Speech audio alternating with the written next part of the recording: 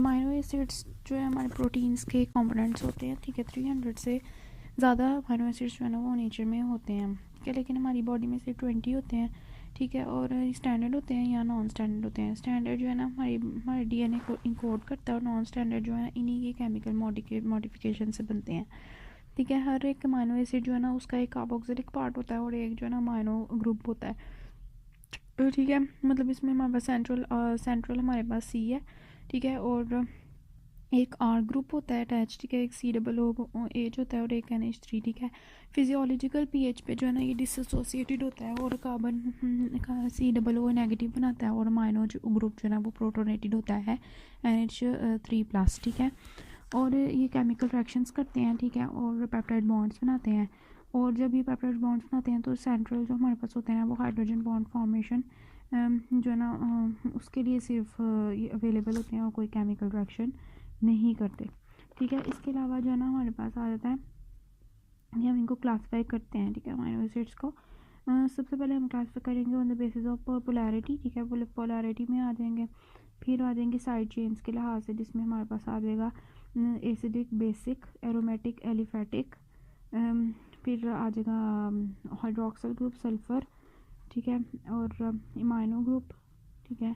और इसके अलावा जो है ना हमारे पास आ जाएगा न्यूट्रिएंट के लिहाज से, और फिर आ जाएगा हमारे मेटाबॉलिक फेट के लिहाज से, ठीक है। पोलैरिटी के लिहाज से इनको करते हैं पोलर और नॉन पोलर में, ठीक है। पोलर में आ जाते हैं हमारे glycine, alanine, valine, leucine, isoleucine, proline, methionine, tryptophan and the phenylalanine, ठीक है। और पोलर साइड चेन्स में हम करते हैं serine, threonine, cysteine, aspartic acid, glutamic acid, tyrosine, ठीक है, हिस्टिडीन, लाइसिन और आर्जिनिन, ठीक है। फिर आ जाते हैं on the basis of side chain, ठीक है। एसिडिक में आ जाएंगे ग्लूटामिक एसिड और स्पार्टिक एसिड, ठीक है। बेसिक में आ जाएंगे हिस्टिडीन, लाइसिन, आर्जिनिन। एलिफेटिक में बाकी सब आ जाएंगे एरोमेटिक के अलावा। एरोमेटिक कौन कौन से हमारे ट्रिप्टोफेन, फिनाइलएलानिन और टायरोसिन, ठीक है। हाइड्रोक्सल ग्रुप्स में आ जाएंगे सीरीन, थ्रियोनिन, सल्फर में आ जाएंगे मैथ्यूनिन, सिस्टीन, ठीक है। और इमाइनो ग्रुप में प्रोलीन आ जाएगी। न्यूट्रिएंट के लिहाज से हम करते हैं essential amino acid, non essential और सेमी एसेंशियल, ठीक है। एसेंशियल जो हमारी बॉडी जो है ना प्रोड्यूस नहीं कर सकती, हमें बाहर से लेने पड़ते हैं, मैट, विल, फ्लाई, ठीक है। और बाकी जितने भी है वो हमारे पास नॉन एसेंशियल है। सेमी एसेंशियल में आ जाते हैं आर्जिनिन, हिस्टिडीन जो हमारे अंदर नहीं बनते, ठीक है। सेमी एसेंशियल जो है ना हमारे अंदर नहीं बनते, ठीक है। और मतलब ये चिल्ड्रन में ज़्यादा बनते हैं, ठीक है। और कंडीशनली एसेंशियल क्या होते हैं कि जो डिजीज़ स्टेट में एसेंशियल हो जाते हैं हमारी बॉडी में, ठीक है। फिर आ जाते हैं स्पेशल अमाइनो एसिड्स, ठीक है, जो कि हमारी बॉडी में बनते तो हैं लेकिन वो प्रोटीन्स नहीं बनाते, जैसे ऑर्निथिन, सिट्रोलिन, डोपा एंड गाबा, ठीक है। फिर ब्रांच चेन में आ जाते हैं हमारे विल, ठीक है, जिसमें विलीन है, आइसोल्यूसिन और ल्यूसीन है, ठीक है। न्यूट्रिएंट के लिहाज से हमने देख लिया। उसके बाद कहते हैं मेटाबॉलिक फेट के लिहाज से 3 तरह के होते हैं, कीटोजेनिक, ग्लूकोजेनिक और दोनों तरह के। कीटोजेनिक में आ जाएंगे दोनों एल वाले, ल्यूसीन, लाइसिन, ठीक है। और जो हमारे पास है ग्लूकोजेनिक, उसमें आएंगे गैग, शैग, पैग एंड MTV, ठीक है। एंड में एज वाला उसका होगा। और जो हमारे पास बोथ है ना उनमें आ जाएंगे हमारे टी टिप, ठीक है, टी टिप, ठीक है। ये हो गई इनकी क्लासिफिकेशन। फिर आ जाता है कि जो है ना इनकी अरेंजमेंट कैसे होती है कि नॉन पोलर जो है ना वो इनसाइड होते हैं, पोलर आउटसाइड जो है ना अरेंज होते हैं, ठीक है। और हमारे पास जो है ना इस तरह से ये अरेंज हो के ना हमारे प्रोटीन्स के स्ट्रक्चर्स देते हैं। सिकल सेल एनीमिया में हमारे पास जो है ना जो नॉन पोलर होती है ना वेलिन, उसकी जगह ठीक है वो आ जाती है पोलर ग्लूटामेट की जगह पे, ठीक है। फिर 6 पोजीशन जो बीटा ग्रुप होता है ना हीमोग्लोबिन का, वहाँ पे हमें पता है इसके बारे में। प्रोलीन जो होती है ना वो इमाइनो ग्रुप होती है, सेकेंडरी अमाइनो एसिड होता है, ठीक है। और ये हमारे पास हैवी चेन होती है ना, इस वजह से किंग्स प्रोड्यूस करती है। अभी जो हमारे पास ग्लोबुलर प्रोटीन्स होती हैं ना उनके अंदर तो ये अल्फा हेलिक्स को डिस्टर्ब करती हैं, लेकिन जो कोलेजन होता है ना उसके अंदर ये उसको स्टेबलाइज करने में हेल्प करती हैं, ठीक है। अब फिर ये हमारे पास रिजिड 5 मेंबर ड्रिंक बनाती हैं। फिर amino acid with अनचार्ज polar side chains, ठीक है। इसमें हमने डाइसल्फाइड बॉन्ड्स पढ़ने की, इसके अंदर डाइसल्फाइड बॉन्ड्स होते हैं। इसके अलावा हाइड्रोक्सिल ग्रुप्स होते हैं डाइसल्फाइड बॉन्ड्स में, जैसे सिस्टीन, मैथ्यूनिन, ठीक है, उनके डाइसल्फाइड बॉन्ड्स हो गए। इसी तरह एल्ब्यूमिन है, उसमें भी डाइसल्फाइड बॉन्ड्स प्रेजेंट होते हैं स्टेबलाइजेशन के लिए। साइड चेन्स में हमारे पास आ जाएंगे हाइड्रोक्सिल ग्रुप्स जैसे सीरोइन और थ्रियोनिन में, ठीक है। और एसिडिक साइड चेन्स में ग्लूटामिक एस्पार्टिक एसिड, ठीक है, उनके अंदर COO नेगेटिव होता है और ये प्रोटॉन डोनर्स होते हैं, ठीक है। तो लाइसिन, आर्जिनिन, हिस्टीडीन है वो बेसिक हैं, ठीक है। इनमें जो हिस्टीडीन है ना वो मेनली हमारे पास फिजियोलॉजिकल पीएच रेंज में ये आयनाइज कर जाता है और हमें पता है कि हीमोग्लोबिन में बहुत अच्छा रोल प्ले करता है ऑक्सीजन मतलब बफरिंग रोल होता है ना उसमें। और जो है ना मतलब ये हमारे पास जो है ना पॉजिटिवली चार्ज हो जाते हैं, ठीक है। और ये जो ना प्रोटॉन एक्सेप्टर्स होते हैं, ठीक है। फिर आ जाएगा हमारे अमाइनो एसिड आइसोमर्स होते हैं, ठीक है। आइसोमर्स डी और एल फॉर्म्स होती हैं, मिरर इमेजेस एंड एंटिशोमर्स होते हैं।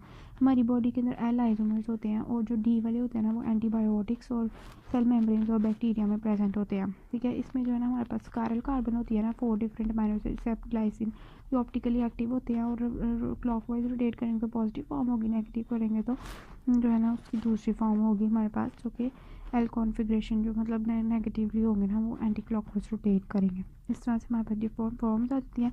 और रेसमेसेस जो होते हैं ना ये इंजाइमेटिकली इंटर कन्वर्ट करते हैं डी और L forms of free amino acids को।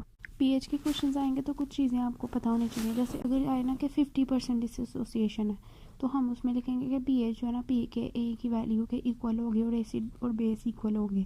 log 10 1 के इक्वल है, log 1 0 के इक्वल है, ठीक है। अगर 50% डिसोसिएटेड है ना तो हमारे पास हमने कहा कि दोनों इक्वल है ना तो एसिड ओवर बेस जो है ना वो 1/1 आ जाएगा और 1% 1 आ जाएगा, ठीक है। इस तरह से जो है ना हमारे पास आती हैं ये चीज़ें।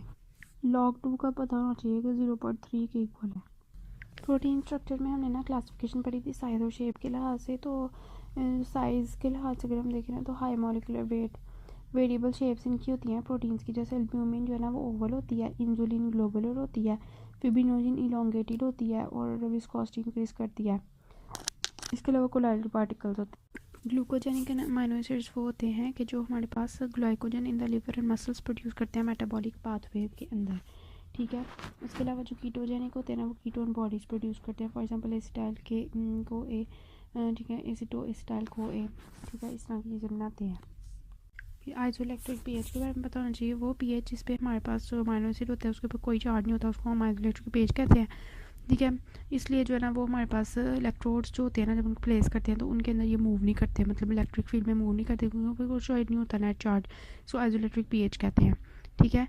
एग्जांपल्स हमारे पास आ जाती हैं कुछ अमाइनो एसिड्स की, फॉर एग्जांपल आर्जिनिन 10.8, ठीक है, ऐसी। इसके अलावा जो है ना अगर पीएच आइसोइलेक्ट्रिक पीएच से कम है, ठीक है, तो अमाइनो एसिड जो है ना वो हाइड्रोजन आइंस देगा और एसिड ऐड करेगा। पीएच जो है वो आइसोइलेक्ट्रिक पीएच से ज़्यादा है तो अमाइनो एसिड एक्सेप्ट करेगा हाइड्रोजन आइंस और बेस ऐड करेगा। अल्फा फीटो प्रोटीन क्या होती है कि वो प्रोटीन जो कि हमारे पास फीटल डेवलपमेंट के दौरान हम जो है ना वो देखते हैं उसकी डायग्नोसिस के लिए, जैसे डाउन सिंड्रोम या न्यूरल ट्यूब डिफेक्ट्स, ठीक है। इसे हम कैंसर ऑफ लिवर भी फाइंड कर सकते हैं, ठीक है। एमनियोटिक फ्लूइड में ही इस प्रोटीन अल्फा फीटो प्रोटीन को चेक करते हैं। बेंस जॉन्स प्रोटीन्स क्या होती हैं कि नॉर्मली जो है ना ये हमारे पास प्रोटीन्स ब्लड के अंदर नहीं प्रेजेंट होती हैं, इसलिए यूरिन में नहीं आती, ठीक है।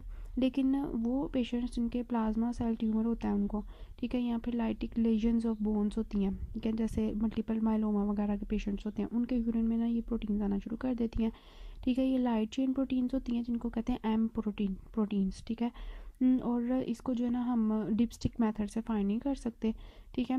मतलब ये कि इनको एम प्रोटीन्स कहते हैं, बेंस जॉन्स प्रोटीन्स को एम प्रोटीन्स कहते हैं, लाइट चेन प्रोटीन्स, ठीक है, कि डिपस्टिक मेथड से हम इनको फाइंड नहीं कर सकते। जब हम यूरिन को 50 to 60 डिग्री सेल्सियस पे हीट करेंगे ना तो ये प्रोटीन्स कोगुलेट हो जाती हैं, ठीक है। लेकिन जब हम इनको हीट करेंगे ना दोबारा 50 और 60 से ज़्यादा तो ये हमारे पास जो है ना डिज़ोल्व हो जाएंगे अगेन, ठीक है। और जब हम कूल करेंगे तो फिर रिवर्स हो जाएगा, मतलब इस तरह से कि नॉर्मली हमारे यूरिन में नहीं प्रेजेंट, लेकिन जो हमारी मल्टीपल माइलोमा के पेशेंट्स होते हैं उनमें ये प्रोटीन्स प्रेजेंट होती हैं, इनको एम प्रोटीन्स कहते हैं, लाइट चेन प्रोटीन्स होती हैं। डिपस्टिक मेथड से हम इनको फाइंड नहीं कर सकते, 50 से 60 डिग्री पर हम हीट करेंगे तो प्रोटीन्स कोगुलेट हो जाती हैं, ठीक है। लेकिन फर्दर हीटिंग में ही हमारे पास रीडिज़ोल्व हो जाती हैं और कूलिंग में हमारे पास जो है ना रिवर्स रिएक्शन होता है।